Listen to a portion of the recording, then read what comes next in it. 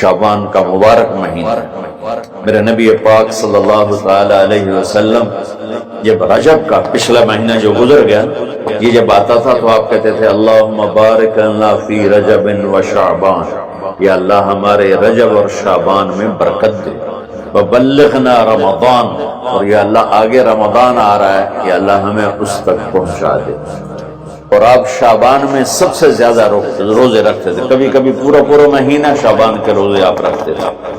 اور 15 شعبان جو بہت مبارک رات ہے، اس میں آپ نے فرمایا اس کا قیام، رات کی تہجد اور دن کا روزہ، یہ اللہ تعالیٰ کی بارگاہ میں بہت محبوب ہے۔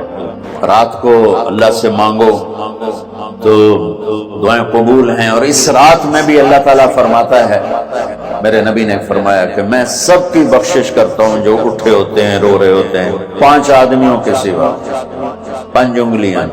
پہلا سنو، مشرک، دوسرا شاحن، دل میں بغض کینہ رکھنے والا، تیسرا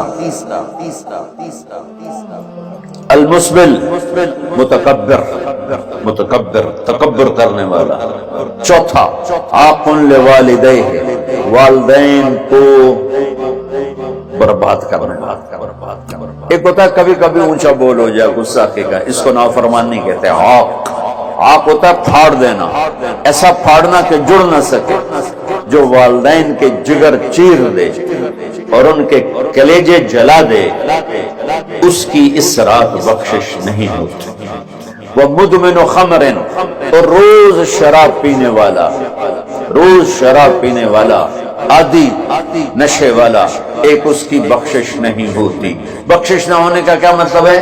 کہ یہ شرک سے توبہ نہیں کرتا، معافی نہیں ہے، یہ کینہ اپنے دل سے نہیں نکالتا، معافی نہیں ہے، یہ تکبر نہیں چھوڑتا، معافی نہیں ہے، یہ والدین کی نافرمانی نہیں چھوڑتا، معافی نہیں ہے، یہ شراب نہیں چھوڑتا، معافی نہیں ہے۔ اگر یہ چھوڑ دے سب معاف۔ ادھر یہ توبہ کرتا ہے، ادھر اللہ سارے گناہوں کو دھو کے پاک کر دیتا ہے۔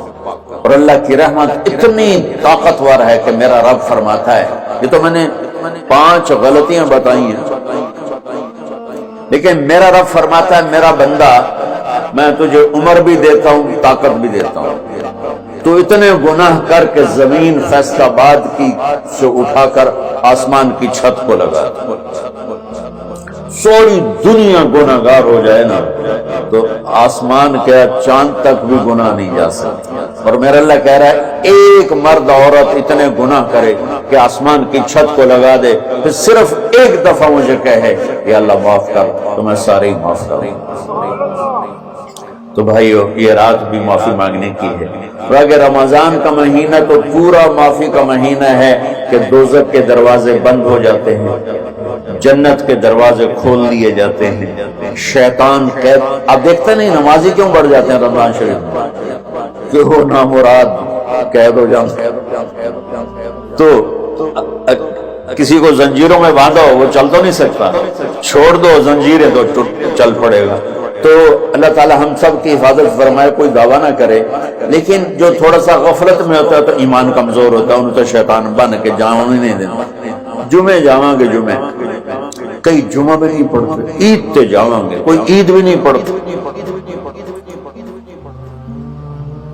یہیں یہ ایک نگینہ سینما کے مالک نے بیان کروایا تھا، اور اس نے بعد میں اس سینما کو گرا دیا، آج کل وہ کینیڈا میں ہوتا ہے۔